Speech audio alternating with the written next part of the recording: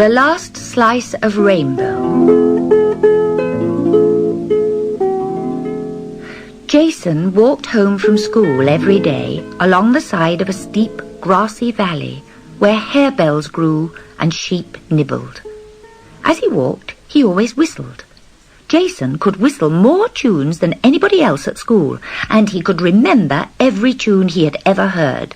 That was because he had been born in a windmill, just at the moment when the wind changed from south to west. He could see the wind as it blew, and that is a thing not many people can do. One day, as Jason walked home along the grassy path, he heard the west wind wailing and sighing. "Oh, oh, oh, oh, bother and blow, I've forgotten how it goes." "What have you forgotten, wind?" asked Jason, turning to look at the wind. It was all brown and blue and wavery with splashes of gold. "My tune, my favourite tune." "The one that goes like this," said Jason, and he whistled.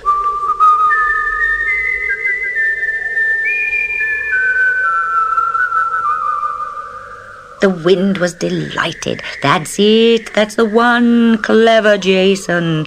And it flipped about him, teasing but kindly, turning up his collar, ruffling his hair.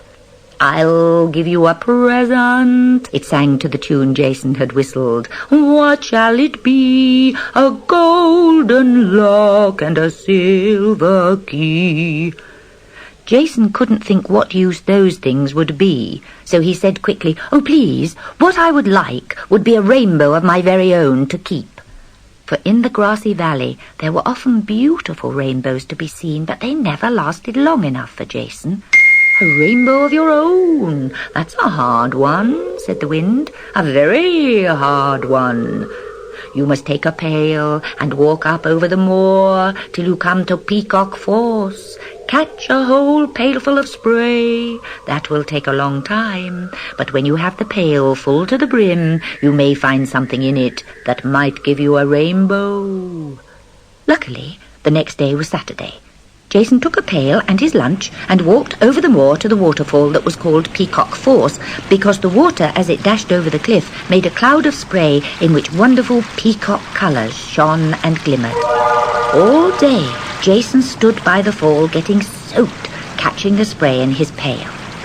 At last, just at sunset, he had the whole pail filled up right to the brim, and now, in the pail, he saw something that swam swiftly round and round, something that glimmered in brilliant rainbow colours. It was a small fish. "Who are you?" said Jason. "I am the genius of the waterfall. Put me back, and I'll reward you with a gift." "Yes," said Jason, "yes, I'll put you back, and please, may I have a rainbow of my very own to keep in my pocket?" Said the genius. "I'll give you a rainbow, but rainbows are not easy to keep. I'll be surprised if you can even carry it home. Still, here you are."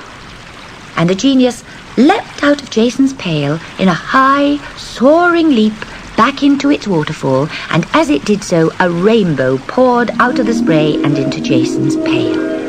Oh, how beautiful! And Jason took the rainbow, holding it in his two hands like a scarf, and gazed at its dazzling colours. He rolled it up carefully and put it in his pocket. Then he started walking home. There was a wood on his way, and in a dark place among the trees he heard somebody crying pitifully. He went to see what it was, and found a badger in a trap. "Boy, dear boy," groaned the badger, "let me out, or men will come with dogs and kill me." "How can I let you out? I'd be glad to, but the trap needs a key." "Push in the end of that rainbow I see in your pocket. You'll be able to wedge open the trap." Sure enough, when Jason pushed the end of the rainbow between the jaws of the trap, they sprang open, and the badger was able to clamber out. "Thanks, thanks," he gasped, and then he was gone down his hole. Jason rolled up the rainbow and put it back in his pocket, but a large piece had been torn off by the sharp teeth of the trap, and it blew away. On the edge of the wood was a little house where old Mrs. Scadgel lived. She had a very sour nature. If children's balls bounced into her garden, she baked them in her oven until they turned to coal, and everything she ate was black.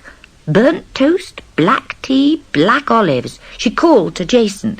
"Boy, will you give me a bit of that rainbow I see sticking out of your pocket? I'm very ill. The doctor says I need a rainbow pudding to make me better." Jason didn't much want to give Mrs. Scadgel a bit of his rainbow, but she did look ill. So rather slowly he went into her kitchen, where she cut off a large bit of the rainbow with a bread knife. Then she made a stiff batter with hot milk and flour, stirred in the piece of rainbow and cooked it. She let it get cold and cut it into slices and ate them with butter and sugar. Jason had a small slice too. It was delicious. "That's the best thing I've eaten for a year," said Mrs. Scadgel. "I'm tired of black bread. I can feel this pudding doing me good." She did look better. Her cheeks were pink and she almost smiled. As for Jason, after he had eaten his small slice of pudding, he grew 3 inches. "You'd better not have any more," said Mrs. Scadgel. Jason put the last piece of rainbow in his pocket. There wasn't a lot left now. As he drew near the windmill where he lived, his sister Tilly ran out to meet him. She tripped over a rock and fell, gashing her leg. Blood poured out of it, and Tilly, who was only 4, began to wail. "Oh, my leg! It hurts dreadfully. Oh, Jason, please bandage it, please." Well, what could he do? Jason pulled the rest of the rainbow from his pocket and wrapped it round Tilly's leg. There was just enough. He tore off a tiny scrap which he kept in his hand. Tilly was in rapture with the rainbow round her leg. "Ooh, how beautiful! And it stopped the bleeding." She danced away to show everybody. Jason was left looking rather glumly at the tiny shred of rainbow between his thumb and finger. He heard a whisper in his ear and turned to see the west wind frolicking, all yellow and brown and rose-coloured. "Well," said the west wind, "the genius of the waterfall did warn you that rainbows are hard to keep. And even without a rainbow, you're a very lucky boy. You can hear my song, and you have grown 3 inches in one day." "That's true," said Jason. "Hold out your hand," said the wind.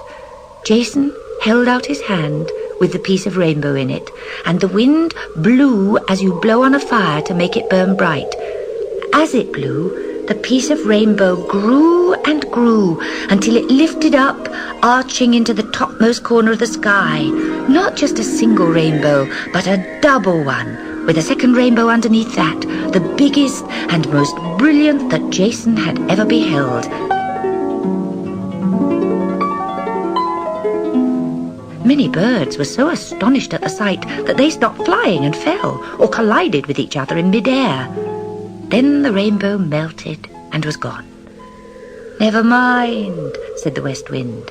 "There will be another rainbow tomorrow, and if not tomorrow, next week." "And I did have it in my pocket," said Jason, and he went inside for his tea.